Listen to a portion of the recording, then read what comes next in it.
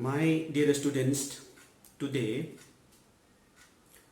also we will discuss about empiricism.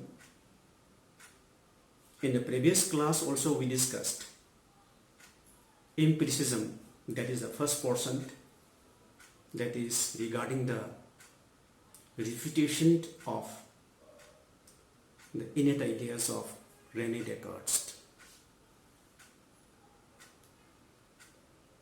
From the previous discussion, what we know is that all our knowledge is not derived from innate ideas, as the rationalist mentioned. Our knowledge is, the main source of our knowledge is sense experienced. This is the main concept of the empiricist. Proceed the continuation of the previous class. Topic of the previous class, empiricism.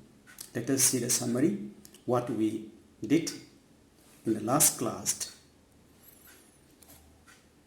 In connection with the rationalism, a short summary, a brief summary is that all knowledge is derived from reason or intellect, and a man is born with innate ideas. This is the main emphasis of René Descartes, and all knowledge is developed from these innate ideas, and these innate ideas are the source of all our valid knowledge. This is the brief concept of rationalism, and I come to the empiricism. The summary of the empiricism, what we did in the last class, is that the empiricism is a very long theory. That's why we divide it into two portions. The first one is the refutation of the innate idea of Descartes, and the second one is the establishment of the empiricism. Now let us see the summary of the empiricism, what we discussed in the previous class. All knowledge is derived from sense experienced, we know, and Locke criticizes the doctrine of innate ideas and a mathematical deduction of knowledge of Descartes. He flatly denied the concept of the innate ideas. Then he started with the statement, no man is born with innate ideas. All our knowledge is derived from sense experienced, not from innate ideas.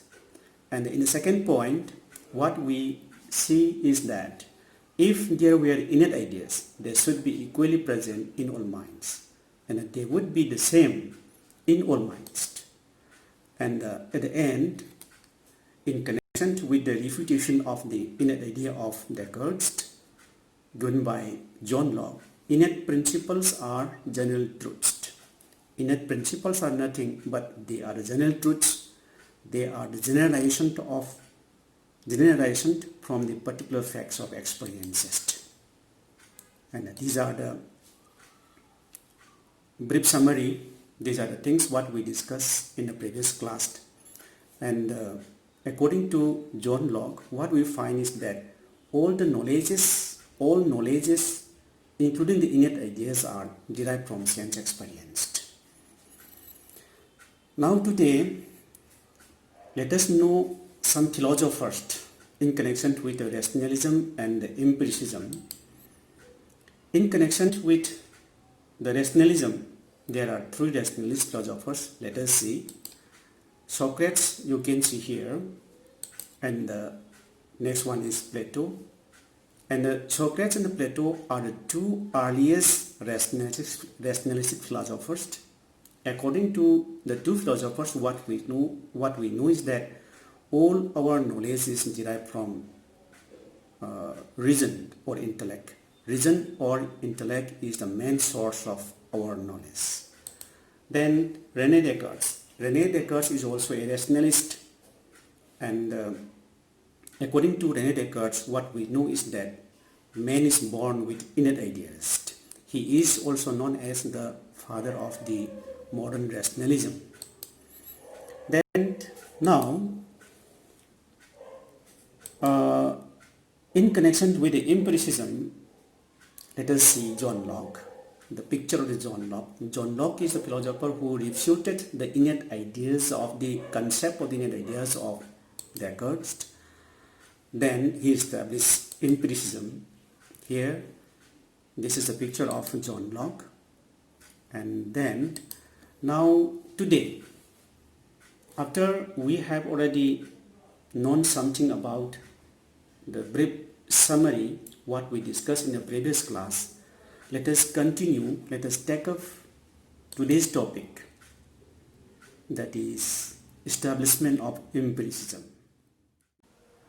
After refuting the doctrine of innate ideas, Locke established empiricism.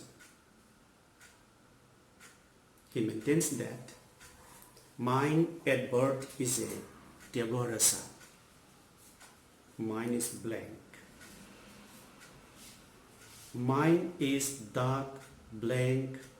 It is a blank slate. Nothing is written upon it.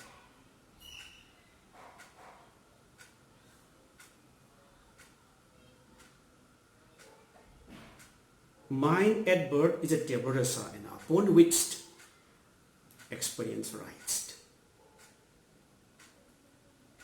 Mind is like a clean slate in the beginning. Nothing is there. It is empty. It has no ideas. Mind receives ideas from experienced. From experienced, mind receives ideas. And this experience is the main source of our knowledge. Now, according to John Locke, sense experience, our experience divided into two classifications. One is sensation and another one is reflection. Sensation is the outer perception and the reflection is the internal perception.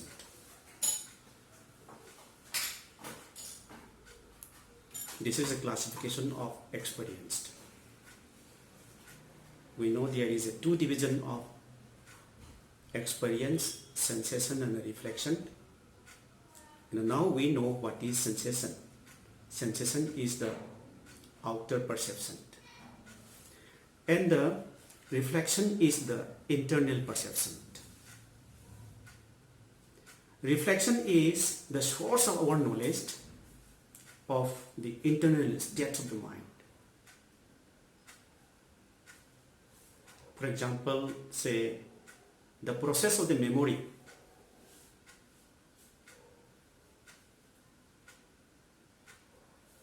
may be taken as the example of the reflection.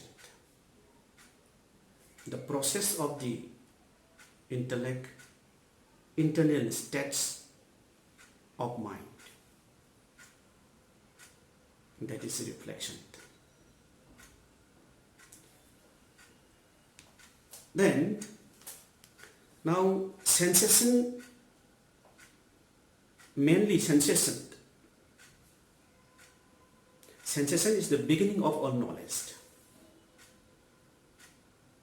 All our ideas are ultimately reducible to sensory experiences. These senses are the main source of our knowledge. Even our reflection also a part of the sensation. The beginning of our knowledge is sensation. According to the rationalism, according to Descartes, what we find is that mind always thinks before it is furnished with sensations. What it means is that before we have any perception of sensations, mind thinks. Mind is always Mind always think. This is what Descartes maintained. Mind can think independently of sensations. But according to Locke, what we see is that mind cannot think before it has sensations. After we have the sensations, after we have perceptions from outside experiences, from the outside objects what we have seen, we have perceptions, we have sensations, then mind begins to think. Mind cannot think independently of sensations. This is the first argument of Locke. Now, according to Locke, what we see is that mind is passive in receiving these ideas. After receiving these ideas, after receiving the sensations, mind actively compares them with one another. Mind compares the sensations, mind compares the ideas, what we perceive from the outside experiences. Mind compares it and combines them into complex ideas and then forms general ideas out of the particular facts, particular ideas. So, we may remember here the famous dictum of Locke. A famous dictum of Locke. That is, there is nothing in the intellect which was not previously in the senses. Nothing can be there in the intellect if it does not exist in the senses. So sensation is very much important according to Locke when we have our knowledge. Knowledge is posterior to or after experienced. The empirical account of knowledge advocated by Locke has come to be known as the a posteriori theory of knowledge. It means that our knowledge comes after experience. Now, from his argument, what we know is that after we get the sensations, or after we have the perceptions,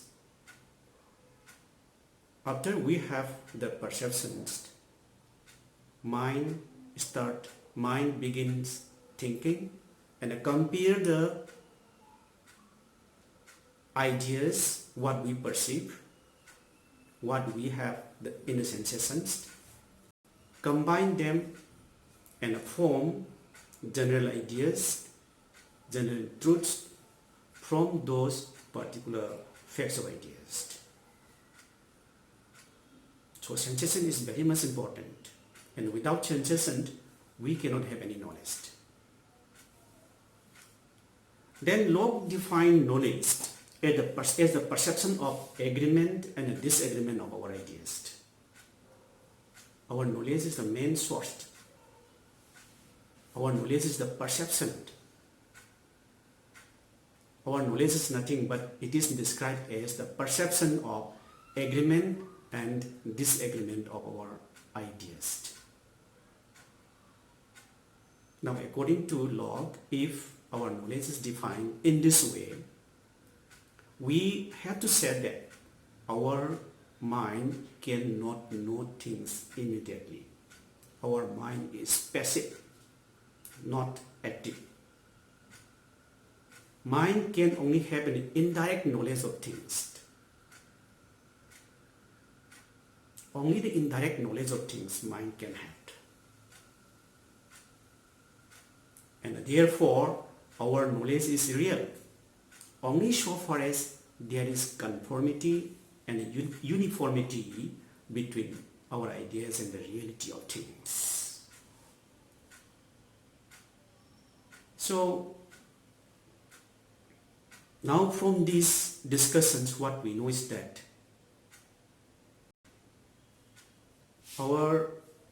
according to the empiricist, what we know is that the main source of our knowledge is sensations. And without sensations, we cannot have any knowledge. Mind at birth is blank, is a blank slate, is a tabula rasa, nothing is written upon it. Only when we have experienced, we have the idea of knowledge.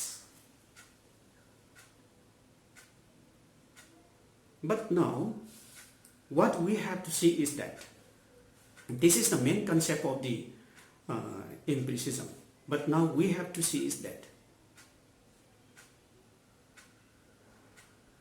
what we have to observe in our mind is that the concept of the empiricism, only the concept of the empiricism is to be considered as genuine when we discuss about the origin of knowledge.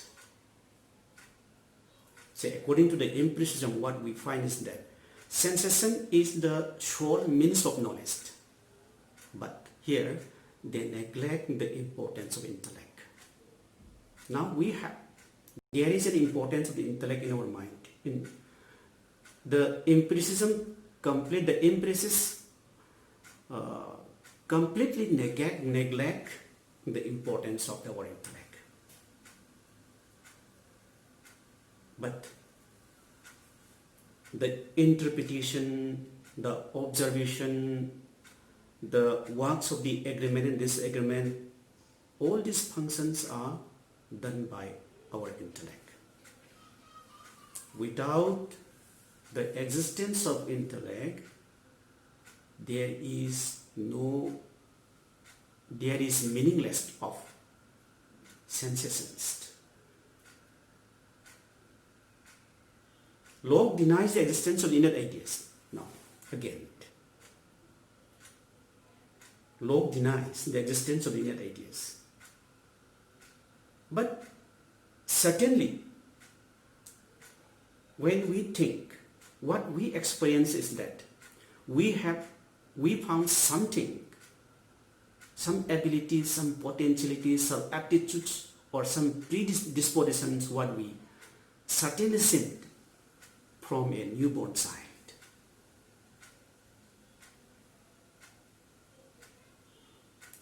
Some potentialities we can see from the child. So some inborn innate ideas are there. Some innate ideas are there in the newborn child.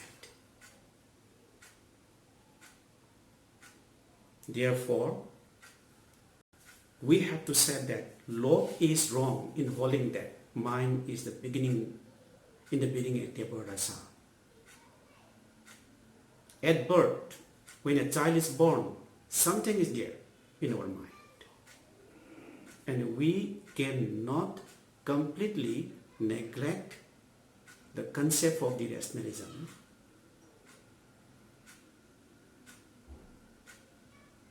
And the empiricism alone, the theory of the empiricism alone cannot solve the origin of the, cannot solve the concept of the origin of the genuine valid knowledge. So there is the importance of rationalism also. We cannot neglect rationalism when we discuss about the origin of the theory of knowledge. Now this is what we find from the discussion of the empiricism, and let us finish here for today.